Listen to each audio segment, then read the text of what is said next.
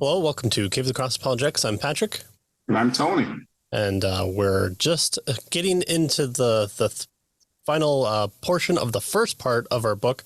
Faith has its reasons, an interrogative approach to defending Christianity by Kenneth and Robert Bowman.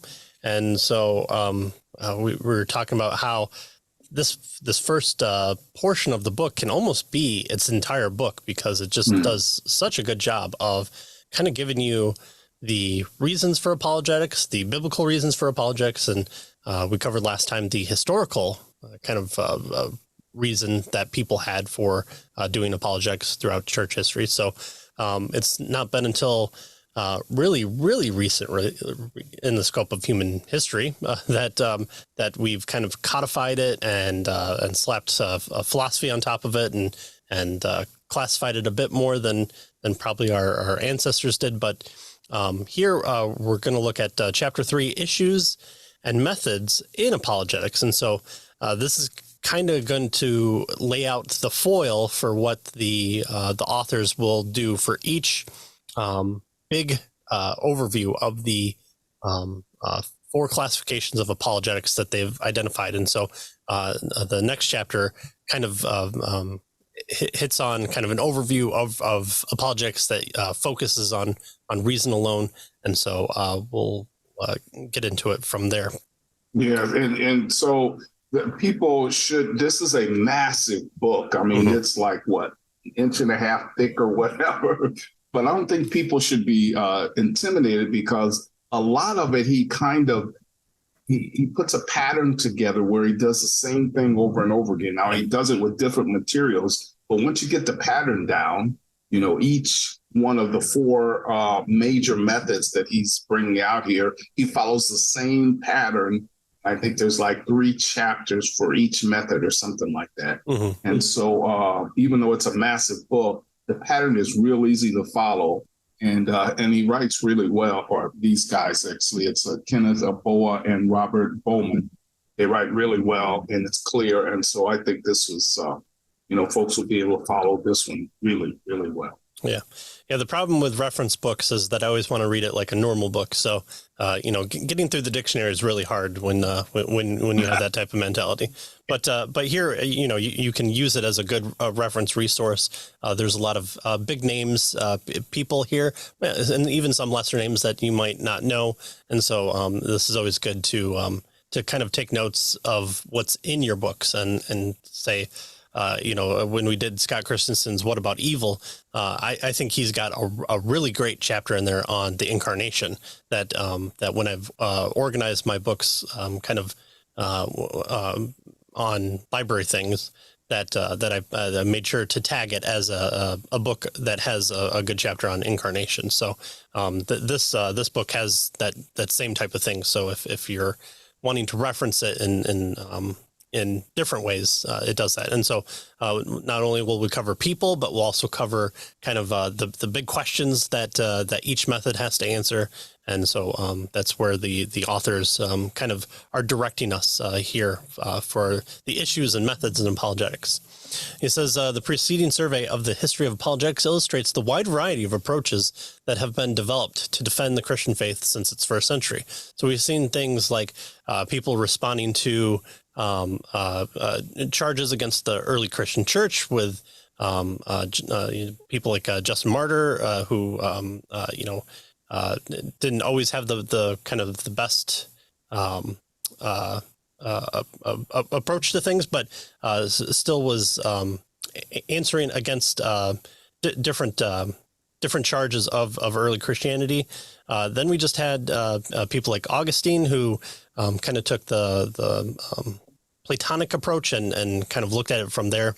But also, as we kind of traveled down in history, things got more systematized and more expanded out, and it was less about kind of arguing against charges against you, but also then creating positive approaches as well. Christian apologists have faced different challenges from different quarters and at different times, and they have sought to defend their faith in a variety of ways. So coming to terms with these issues and approaches is the purpose of this book. And so, again, what Tony had said is they lay it out in this very well-structured format that we really liked when we first read it through. And it's I've talked to other YouTube apologists and others, and they've also highly recommended this book as well as being a great overview for apologetics. So hopefully we've sold you on the book enough for it. So he begins a kind of an introduction to this third chapter here by talking about the 4 types of apologetic systems that he's going to be covering throughout the whole of this book. And he says, until the 20th century, only a few writers grappled seriously with the issues of apologetic method, right? Because of the importance of epistemology, which in philosophy is the study of the nature of knowledge and justification, that sort of thing. Justification of our truth claims and beliefs. Because of the importance of epistemology for modern doubts and denials of the Christian revelation, the most fundamental assumptions, he tells us, that distinguish the apologetic systems that have developed in modern Christian thought are epistemological. So they have to do with knowledge, right? The nature of knowledge, how it's gained, and how do we justify our truth claims and those types of things. So that's the basis of the distinguishing between these 4 particular systems that they're gonna work us through. And so they kind of apply Edwin Burt's topology of religious philosophy to apologetics in particular. He says that we may distinguish 4 kind of basic approaches to apologetics. And so we can kind of get in the nitty gritty and say, well, this one has more relation to this one, or this one should be expanded, or we should bring in another one. I always refer back to Counterpoints of 5 Views of Apologetics, which of course has 5 different views. And in there, one of them is the cumulative case. So I think, I don't know if the book has termed it as such, but it's kind of the leaky buckets. But if you put enough buckets with the holes in it, but you're turning the buckets, hopefully at some point you're not losing as much water. And so they kind of view this as a third category. But here we're classifying it just in 4 different categories, and that's the classical apologetics, the evidentialism or the empirical version of apologetics, which we'll get to it, but is different than just evidence. So evidentialism is way different than evidence. Then there's reformed apologetics, and then Fideism. Each of these 4 approaches. Yeah, I was just going to say that technically they do 5 approaches, because their last major chapter in the integrative approach is what he calls what they call the integrative approach, where they use various of these put together. So technically they will get to a 5th approach, and that's the one that they recommend, actually. So exactly, getting a pitch for that approach at the end. So each of these 4 approaches in apologetics, though its precursors in earlier periods of church history, emerged as distinct approaches to apologetics grounded in the explicit epistemology in the late 19th and 20th centuries. That's kind of what we view as more the kind of official heyday of apologetics. It's where philosophy came into the mix kind of more formally. You had it studied in the big schools, and those big schools have taken it over and done different things with it. But the late 19th, earliest 20th century, and then you have to skip a few years because of certain number of world wars. But they talk about how they're going to briefly describe kind of the overview for each of these 4, and then then we'll expand it in later chapters. Right. So the first one they jump into is, and the first on the list here that you gave us, is classical, what they call classical apologetics. And he says that they're using this term in this book. It refers to an apologetic approach that emphasizes the use of a logical criteria. For example, the law of non-contradiction, of self-consistency, comprehensiveness, coherence, and that sort of thing, in determining the validity of competing religious philosophies. So they're going to use this rationalistic, logical approach with regard to argumentation and proofs is really what they're going to be dealing with in classical apologetics. They tell us that these criteria, the law of non-contradiction and so forth, are used to refute the truth claims of non-Christian worldviews and to establish the existence of God through theistic proofs. So, first, this is kind of a two-step approach, as we will see here. They will prove that God exists or give theistic proofs for God exists, and then they will show that Christianity has the God that we should be worshiping. So they tell us that this approach in its modern form is characterized by that kind of two-step method in apologetics.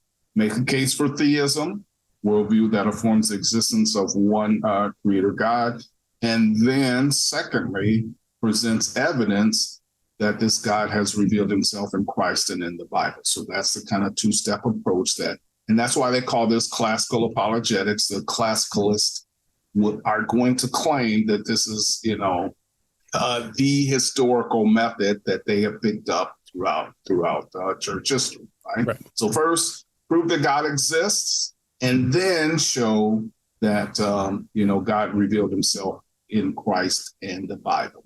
That's kind of the classical method, the classical two-step approach.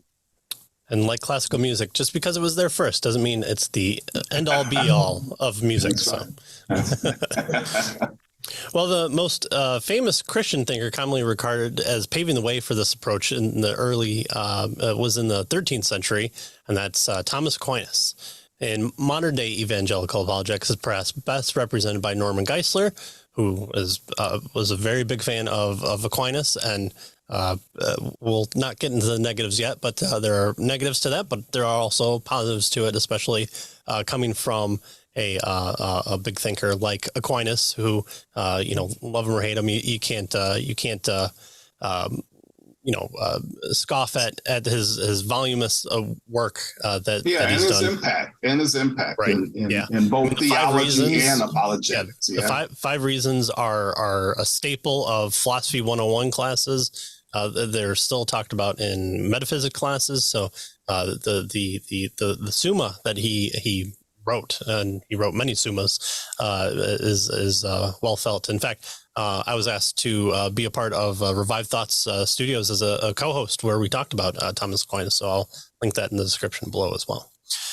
But we discussed this approach in the part 2, classical apologetics. It stands to reason, and reason being first. So that first approach is probably more settled on reason and logic. That's where your philosophical terms come out: contingency, necessary being.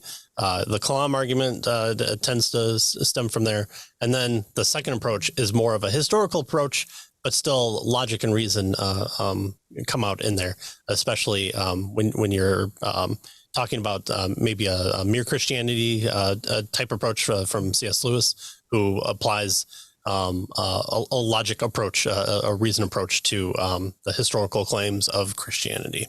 Mm-hmm. Yeah, so that's classical apologetics, and it's based on reason, and so they call this classical apologetics. It stands to reason, right? That's kind of the tag word that they give for classical apologetics. Secondly, there's evidentialism, and this seeks to ground the Christian faith primarily on empirical and historical verifiable facts. Evidentialists often draw a parallel between the scientific method of testing theories and theological verification. So just like the scientists might test their theories to try to verify their claims about what they found, you do that kind of thing in theological verification. They argue that a high degree of probability, that is the evidentialists, argue that a high degree of probability can be established in favor of Christianity, and that this is the same kind of credibility that's associated with confirmed scientific laws. So that's what they call evidentialism with regard to this approach. Right. So here's going to be your kind of minimal effects approach. What can we prove about the resurrection? really making the case that that if we can show that the resurrection is highly more likely than it is not likely, that it counts as a miracle. Well, where does miracles come from? Miracles come from God, and if you're going to say I'm going to tell you the truth about these things, and I'm going to rest my laurels all on me rising from the dead. Well, if you happen to complete that mission, it should perk up, and we should give credence to the messages coming out of that person as well.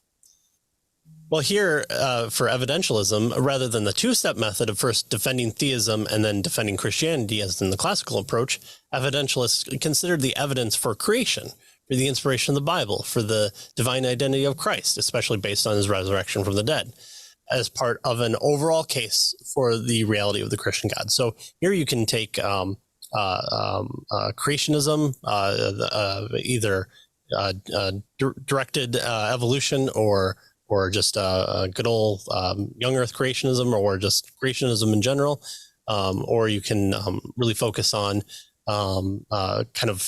showing the Bible to be accurate and true in all things. So then when it comes to things like you shall love the Lord your God with all your heart, then that's the kind of hill that you have to get over after you show the inspiration of the Bible.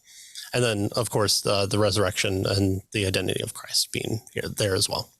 But Joseph Butler is commonly regarded as the pioneer of this apologetic type, and in recent decades has been especially associated with Lutheran scholar John Warwick Montgomery, who is big friends with Mitch Stokes. I think he studied Mitch Stokes from our book, How to Be an Atheist. He studied under him, but then he works alongside Plantinga. So he's associated as well with Plantinga, I believe.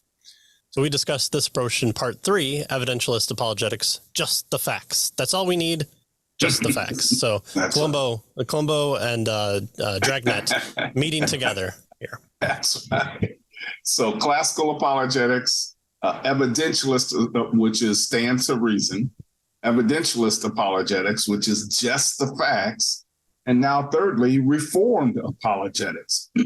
And the reformed apologetics argues that we ought to ground reason and fact on the truth of the Christian faith, rather than trying to prove or defend the faith on the basis of reason or fact, right? So it's not just, proofs, logical proofs that get us, through to the atheist, nor is it just establishing these various facts. But the Reformed apologetics says, no, we ground reason and fact on the truth of the Christian faith. And we'll see here as we go, they don't get into it specifically here, that this is kind of where presuppositional apologetics is a part of. Right. They argue here that empirical and rational approaches to religious truth are doomed to failure. Why? Well, because of the moral impairment, though not the technical efficiency, but the moral impairment of the human mind fallen in sin.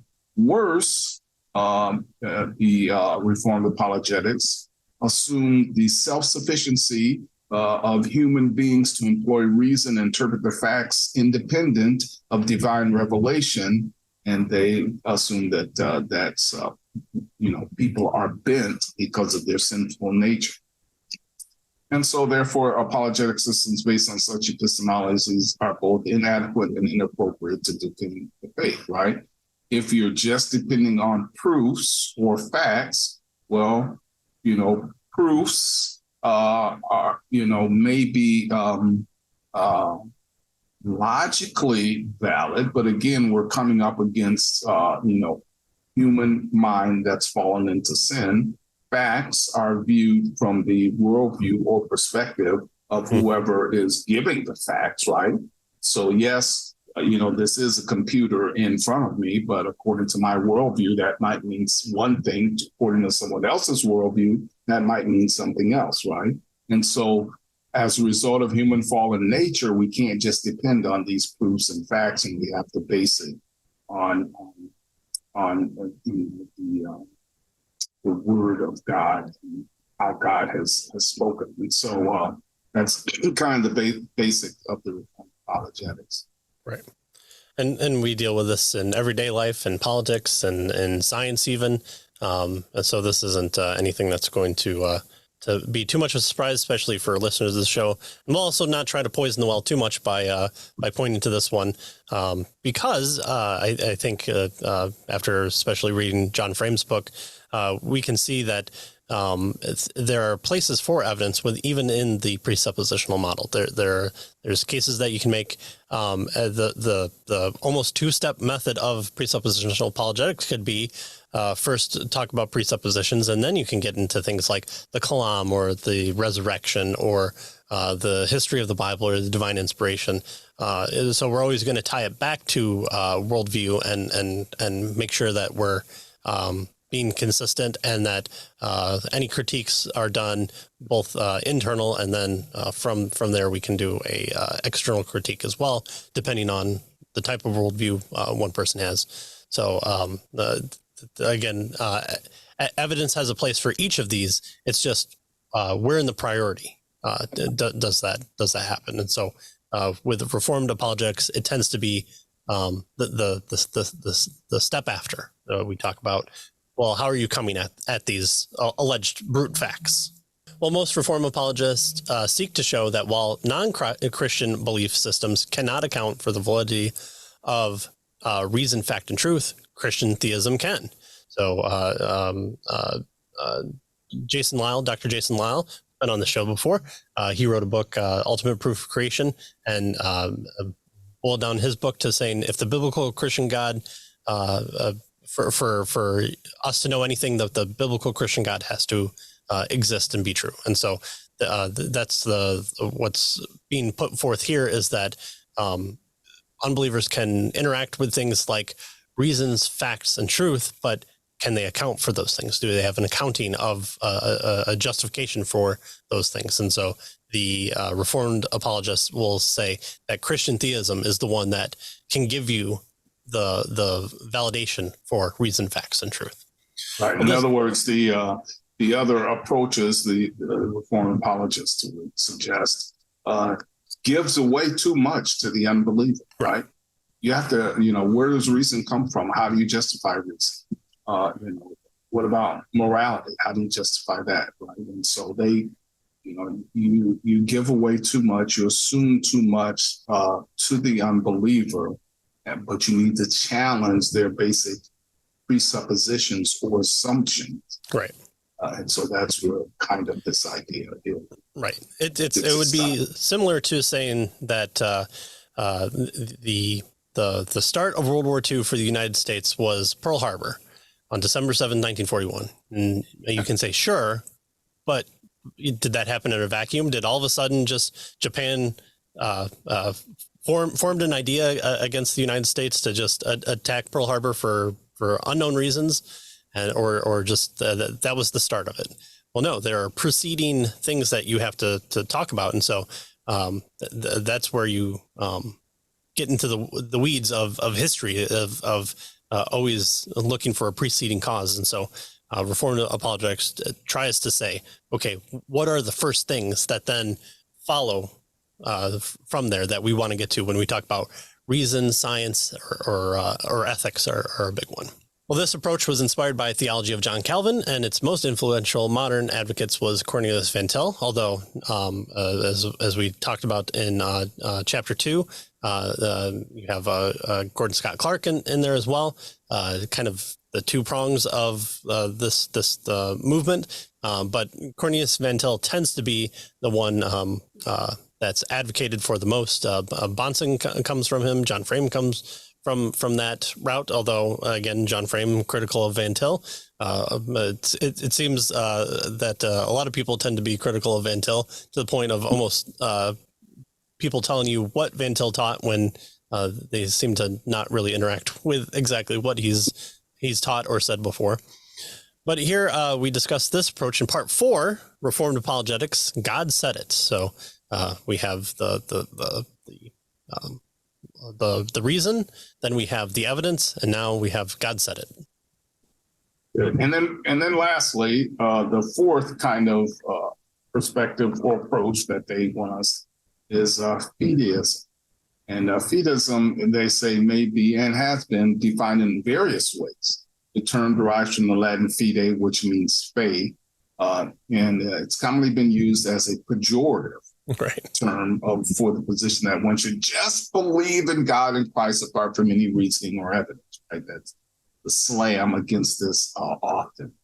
But more broadly, they tell us fideism maintains that human knowledge of truth, including and especially religious truth, is at bottom a personal matter of the heart or the will rather than the intellect. So personal existential experience with God cannot be grounded in rational analysis or scientific and historical evidence, since it's a matter of the heart, says the fideist. So fideists often stress the paradoxical and personal encounter dimension of Christian truth. So thanks for joining us, and we'll see you next time. See you next time.